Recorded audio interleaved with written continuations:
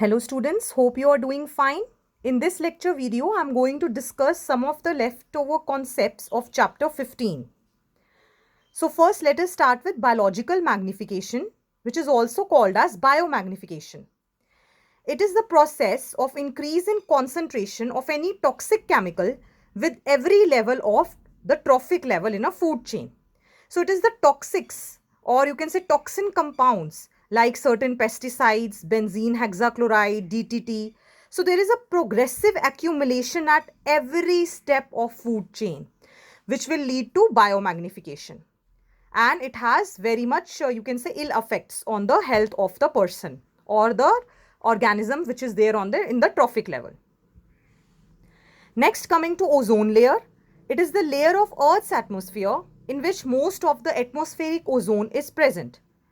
Its depletion can be caused by CFCs, which are chlorofluorocarbons, which reduces the thickness of ozone layer.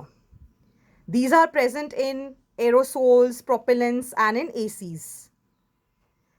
Then effects, UV rays, which are harmful, will enter our atmosphere and can cause skin cancer. It can cause deficiency of immune system. It reduces crop yield. It has negative effect on crop. Then reduces population of phytoplanktons and zooplanktons. These are aquatic plants and animals. So many negative effects are there of harmful UV rays if ozone is depleted.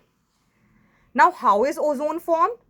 Oxygen plus a nascent or unstable oxygen will react to form O3. This is a triatomic molecule, ozone. But the presence of CFCs is going to inhibit the formation of ozone.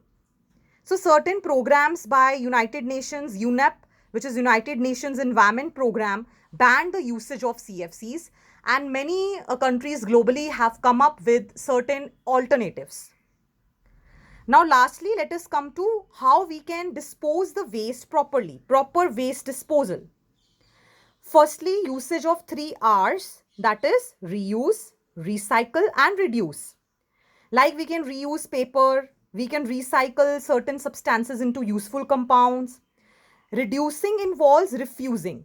If we refuse usage of plastics, poly bags, the non-biodegradable substances, there will be reduction in its usage.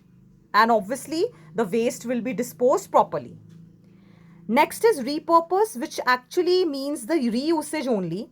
Like broken pots and bottles, they can be reused for some other purpose. So repurposing. Next is composting, which can be done with organic matter like the kitchen waste.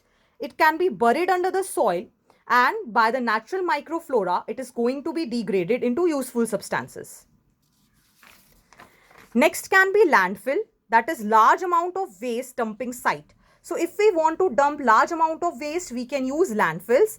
Like if we go to the Delhi bypass, we see a huge mountain-like structure, that is the landfill. And sometimes we also see certain gases coming out of it.